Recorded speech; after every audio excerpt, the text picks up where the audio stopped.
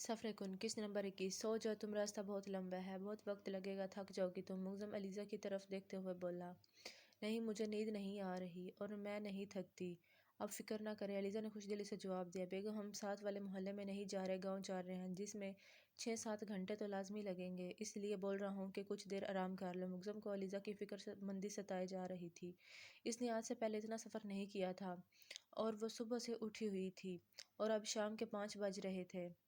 میں نہیں تھکتی نا، اور جب نیند آئے گی میں سو جاؤں گی، آپ پریشان نہ ہو۔ علیزہ ملزم سے بولتی سیٹ کی پشت سے سر ٹکا کر باہر کے گزرتے نظارے دیکھنے لگی۔ ملزم بھی کچھ نہیں بولا تھا، اسے اندازہ تھا کہ وہ کچھ ہی دیر میں تھک کر سو جائے گی، اور ہوا بھی ایسا ہی تھا، وہ باہر کے نظارے دیکھتی دیکھتی سو گئی تھی۔ ملزم نے ایک نظر اسے دیکھا جو مکمل نیند کی وادیوں میں گم ہو گئی تھی۔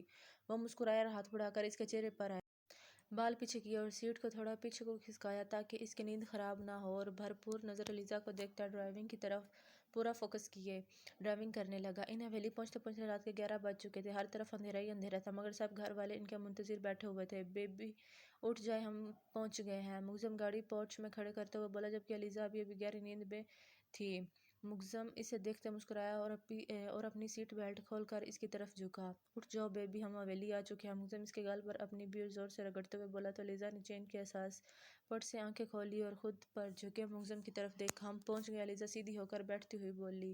جی ہاں، اور اب چلیں اندر، سب انتظار کر رہے ہیں ہمارا۔ ملزم بولتا دروازہ کھولتے باہر نکلا اور گھوم کر علیزہ کی سائیڈ کا دروازہ کھولا تو علیزہ اپنا دوپٹہ درست کرتی باہر نکلی اور ملزم کے ساتھ قدم اندر کی جانب بڑھائے۔ سنیں، علیزہ ہلکی سی آواز میں ملزم سے مخاطب ہوئی۔ جی سنائیں، ملزم نے اس جانب دیکھتے ہوئے بولا۔ ہم اتنی جلدی کیسے پہنچ گئے؟ آپ نے تو بولا تھا 6-7 گھنٹے لگے گا۔ ملزم کی طرف دیکھتے ہوئے بولی، بیگم 6 گھنٹے ہی لگے ہیں، بس یہ بات الگ ہے کہ تم سو گئی تھی، اس لیے تمہیں پتہ نہیں چلا۔ ملزم نے اس کے سر پر جیسے بم پھوڑا تھا۔ کیا؟ علیزہ کی پوری آنکھیں ہی کھل گئیں۔ مطلب میں سارے راستے سوتی آئی ہوں اور آپ نے مجھے اٹھایا بھی نہیں؟ علیزہ اب وہیں رک کر ملزم کو گھورتی ہوئی بولی تو ملزم بھی رک گیا، جبکہ سامنے ہی گھر کے سارے افراد کھڑے تھے جو دونوں نے ہی نہیں دیکھا تھا۔ میں کیوں اٹھاتا تمہیں؟ تم سو رہی تھی، ملزم نے آرام سے جواب دیا۔ تو آپ نے اٹھایا کیوں نہیں؟ میں نے گاؤں دیکھنا تھا، علیزہ ملزم کو گھورتے ہوئے بولی۔ صبح دیکھ لینا یار، ملزم اس کا ہاتھ پکڑتے ہوئے بولا۔ نہیں، مجھے ایسے ہی دیکھنا تھا، آپ نے اچھا نہیں کیا۔ علیزہ اپنا ہاتھ چھڑواتی ہوئی منہ پھلا کر ملزم کی طرف دیکھتے ہوئے بولی، جبکہ ملزم نے اس کی شکل دیکھ کر اپنی ہنسی دبائی تو علیزہ کو اور تپ چڑھ گئی۔ آپ میرا مذاق اڑا رہے ہیں نا؟ بی جان کو، ماما کو، بابا کو آپ کی شکایت لگاؤں گی اور یہ بھی بتاؤں گی کہ آپ ہر وقت مجھے تنگ کرتے رہتے ہیں، علیزہ غصے سے سرخ ہوتے ہوئے بولی، جبکہ ملزم کا کہکہ حویلی میں گونجا۔ کچھ فاصلے پر بیٹھے تمام افراد ان کی نوک جھوک انجوائے کر رہے تھے، جبکہ ان میں جہان زیب بھی موجود تھا۔ افرا علیزہ کو غصہ کرتے ہوئے دیکھ کر اٹھی اور اس کے قریب گئی۔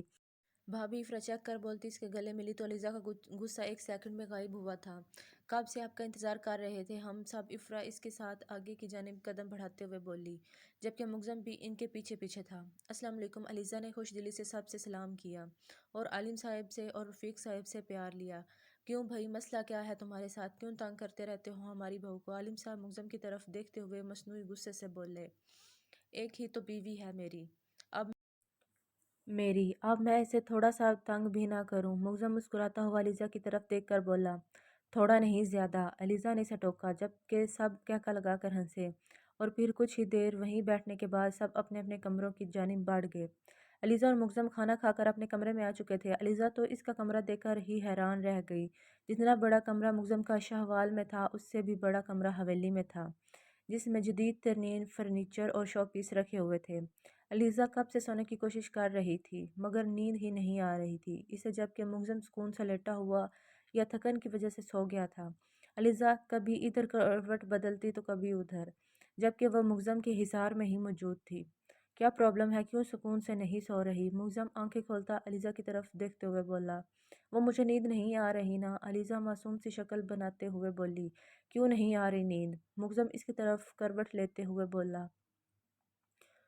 پتہ نہیں، شاید اتنی دیر سو گئی تھی اس لیے آپ نے مجھے اٹھایا ہی نہیں، علیزہ ملزم کے کرتے کے لگے بٹن سے کھیلتی ہوئی بولی۔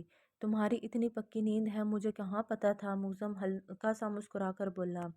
میری تو نیند ایسی ہی ہے، اور آپ کو پتہ ہے عاصم بھی ایسے ہی سوتا ہے، وہ اور میں بالکل سیم ہے، علیزہ خوش ہوتے ہوئے بولی، جبکہ ملزم اس کے ہاتھوں کی حرکت کو دیکھ رہا تھا جو کہ کبھی بٹن بند کر رہی تھی تو کبھی کھول رہی تھی، اور ایک بار मैं आसिम को उठाने गई थी तो वो उठ ही नहीं रहा था। फिर मैंने इस पर ठंडा पानी गिरा दिया। लिज़ा हंसते हुए मुग्ज़म को अपने कारनामे बता रही थी, जबकि मुग्ज़म को वो ऐसे बोलती हुई खुलकर बात करती हुई बहुत अच्छी लग रही थी। ये तो बिल्कुल गलत बात है। अगर कल को तुम्हारा शोर भी नहीं उठेगा तो क्या तुम उस पर भी ठंडा पानी गिरा दोगी? मुग्ज़म इसके बालों में उंगलियां चलाता हुआ बोला। नहीं, मैं आप पर ठंडा पानी नहीं गिराऊंगी। लिज़ा की बात पर मुग्ज़म मुस्कुराया। मैं आप पर गर्म पानी गिराऊंगी। इसकी अगली बात सुनते मुग्ज़म ने इसे घूरा।